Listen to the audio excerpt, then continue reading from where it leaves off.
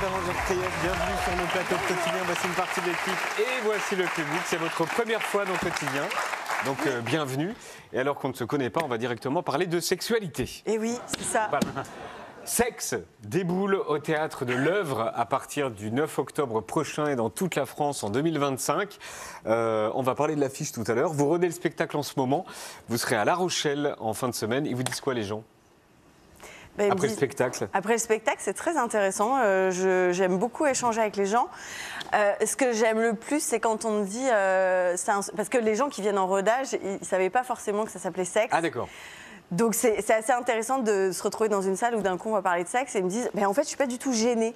En fait il n'y a personne qui fait dans la salle pendant le spectacle. Au départ, et c'est vrai que ça dépend si tu es venu avec ta belle-mère ou ta meilleure copine, c'est vrai que ça change des choses, mais j'avais vraiment à cœur de parler de sexualité, mais pas d'une manière gênante, il n'y a pas de vulgarité, c'est vraiment de parler de sexualité, parce qu'en fait on n'en parle jamais simplement. Voilà. Je tiens à dire que le précédent spectacle s'appelait Amour. C'est vrai. Et celui-là s'appelle Sexe. Alors, c'est vrai que y a une... Bon, qu'est-ce qui est le plus compliqué? C'était lequel le plus compliqué à écrire? Les deux, j'y mets vraiment beaucoup de cœur, mais c'est vrai que Amour, la rupture, c'est un sujet dont on arrive plus à parler à l'apéro. La sexualité, c'est un autre sujet. Mais déjà, je vous le dis, c'est la première interview que je donne sur ce spectacle. Et par exemple, déjà, moi, ma famille ne l'a pas vu, le spectacle. Mes parents regardent, je les embrasse. Ils ont vu l'affiche. Ils ont vu l'affiche. Mais c'est un vrai... en fait, c'est un sujet dont j'ai à cœur de parler parce que j'ai lu tellement de bouquins, j'avais tellement à cœur de comprendre la sexualité parce que c'est un... Et pareil, vous avez plein de bouquins sur le sexe chez vous. Oui, énormément. Vos parents, ils le savent? Mais mes parents, non, ils le savent pas. Mais je suis... Maintenant, ils le savent. Mais maintenant, ils sont au courant. Mais ce que je veux dire, c'est que ça m'est tombé dessus. Je me suis dit, de quoi je vais parler après ce spectacle? Et je me suis dit, c'est ça. Mais ça me demande... Enfin, c'est un spectacle aussi d'émancipation, de liberté, de dire on est une femme désirante. C'est très difficile, je trouve. Enfin, je sais pas, je me tourne vers la seule femme de ce plateau, mais... Le truc, c'est que maintenant, j'imagine vos parents en train de vous regarder. Donc, non, mais moi, c'est ma mère, elle m'a dit bon, je vais le dire à tout le monde. Ce soir, tu passes à la télé. Non, mais là, il y a une réunion c'est une révolution qui se passe là actuellement. Je vais vivre. Voilà, il y aura un avant et un après quotidien. Qu'est-ce qui va être honteux quand ils seront dans la salle? Mais je ne sais pas. Je vais leur demander. Mais j'ai pas envie que ce soit honteux. Vous savez. Pas honteux, mais en tout cas, genre. Par exemple, vous parlez de masturbation. Je parle de masturbation, oui, c'est vrai. Mais je dis que je me masturbe pas. Ça va. Donc ça va pour les parents. J'explique. Mais là, ils n'ont pas vu, donc rentrons pas trop. Maintenant, ils le savent. Non, mais c'est vrai que c'est des sujets, mais on est toujours un peu gêné de parler de sexualité en famille. Moi, par exemple, mais ce qui m'inquiète le plus, c'est que le précédent spectacle s'appelait Amour. Moi, j'ai une famille très enjouée, ils me soutiennent, ils viennent voir le spectacle à plusieurs. Ma petite nièce, quand elle a vu le spectacle d'avant, où je faisais du cerceau aérien, elle a adoré, elle connaît les sketchs par cœur. Aujourd'hui, elle fait du cerceau aérien. Voilà. Je ne vais pas vous mentir que je suis un peu stressée. Donc il y a eu Amour, il y a Sexe. Donc après ce sera quoi? Amour, sexe? Je sais pas. Non, j'en sais rien. Amour, sexe. Patrie? Comment? Rock'n'roll, ils disent. Ouais. Je sais pas. Non, je sais pas, j'en sais rien. Je sais pas du tout. Pour l'instant, vraiment, je suis dans Sexe. Alors justement, on reste dans Sexe. Alors, plein de trucs à décrypter sur cette affiche. Alors déjà, pourquoi elle vous plaît? Alors, elle est étonnante. Oui, elle me plaît. Elle est étonnante. Mais alors, pourquoi le chiotte? Pourquoi le chien? Pourquoi le violet?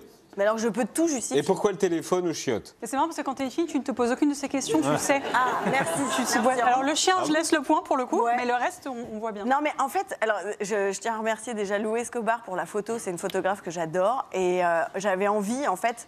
C'est une scène qui est dans le spectacle, en fait. Et c'est vrai que quand on est une femme, on sait qu'on doit aller faire pipi après un rapport sexuel, sinon on a une cystite. Et c'est important. On nous le dit pas. Et c'est vrai que c'est un point de départ dont je parle dans le spectacle, qui est un peu le déclic aussi. Avec le téléphone. Oui, bah. Faut oui, raconter. Oui, parce qu'en fait, immédiatement à la meilleure amie. c'est un débrief. Et c'est souvent après un rapport sexuel qui c'est un peu moyen, où on est un peu déçu, où on se sent pas très bien après. Ou alors tu dois googler des questions. D'où l'air un peu circonspect. Est-ce normal Oui, si... c'est quoi votre air? Bah, mon air, c'est ça vraiment. Tu dis circonspect, toi? Là, t'arrives sur Doctissimo et généralement, c'est pas... C'est chelou. Non, et puis alors le chien, c'est vrai que je disais franchement, avoir un témoin couché sur un tapis de salle de bain, la tête entre les pattes, qui me regarde et qui dit je te félicite pas sur celui-là. Est-ce que c'est le chien qui est dans les loges? Oui, c'est lui. C'est lui? D'accord, ok. Ouais, ouais. trop Et mignon. donc, elle m'accompagne. Donc, c'est toujours un peu gênant ce regard de son chien qui te dit Ouais. bon, je te critique pas, mais bon. Le chien qui dit il est encore là, lui. Ah bon, j'aurais pas pris celui-là, mais bon, après, tu fais ce que tu veux. Voilà, c'était. Mais c'est un moment important, en tout cas, dont je parle dans le spectacle. Le sexe ne s'apprend pas vraiment. Vous dites que tu es direct stagiaire en entreprise. Ouais. Voilà. Est-ce que vous regrettez l'absence d'apprentissage? Ben, je trouve que quand on est.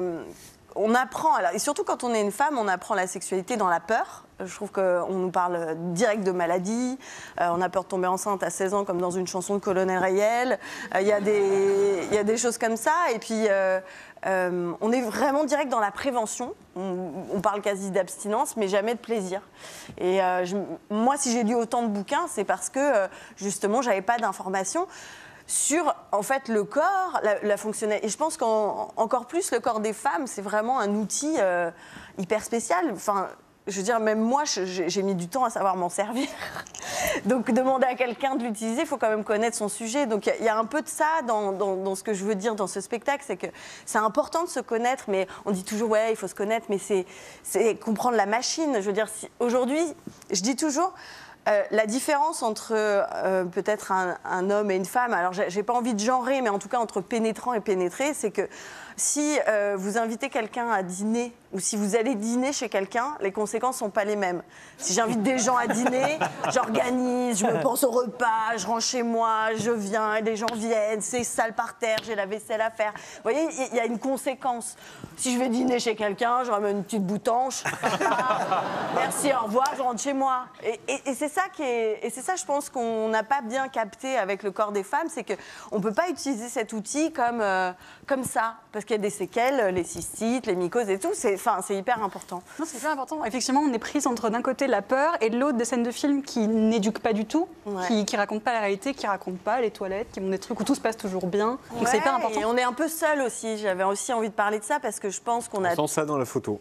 Oui, mais ça, cette solitude, j'ai envie de la partager avec tout le monde. Hein, je vous le dis. Mais c'est vrai que il y a beaucoup de solitude dans la sexualité. Tout le monde a l'air de fanfaronner. Mais là, si on commençait à se parler vraiment des choses, moi, c'est ça qui m'intéresse, c'est qu'on tombe les masques et que d'un coup, on a un espèce de personnage sexuel qui a grandi sans info, sans rien, que de l'expérience sur le tas, le stage en entreprise. On est là comme des stagiaires de 3e et on se dit ah ok, let's go. Et en fait, je trouve que c'est intéressant de partager cette solitude ensemble et de se dire, bah ouais, en fait, ça peut être une problématique, mais il y a des solutions. Moi, je suis toujours positive et j'espère que le spectacle offre en tout cas des perspectives positives pour avoir une sexualité épanouie, parce que c'est important. Ça peut tellement être génial, franchement. C'est vrai. J'ai lu que les hommes vous abordaient souvent en faisant une blague. Parce que vous êtes humoriste, est-ce que c'est vrai? Qui m'aborde comme ça les hommes, les gens dans la rue, ils vous abordent en faisant une blague. Oui, ouais, il y en a. Genre, Des fois, c'est je mets du humoriste, temps un peu à blague. comprendre. Ah oui. Des personnes un petit peu cavalières d'un coup, comme ça, je me dis, mais qu'est-ce qu'il veut, lui? Et souvent, c'est une blague d'un sketch ou. Ah, genre. Ouais, ou une phrase d'un sketch. Ouais, il y avait. Je sais plus ce que c'était, mais il y a des trucs comme ça où d'un coup, tu te dis. Mais on se connaît, qu'est-ce qui s'est passé? On est très proches d'un coup, je ne comprends pas. Et en même temps, oui, il y a cette connivence d'être drôle, mais moi, c'est vrai que bon, bah, j'adore être drôle. Franchement, c'est parce que c'est un média pour faire passer des idées. Mais c'est vrai, quand je fais mes courses, mon projet, c'est pas d'être marrant. Voilà, si vous me croisez à Monoprix, bon, voilà, on peut échanger, évidemment, mais...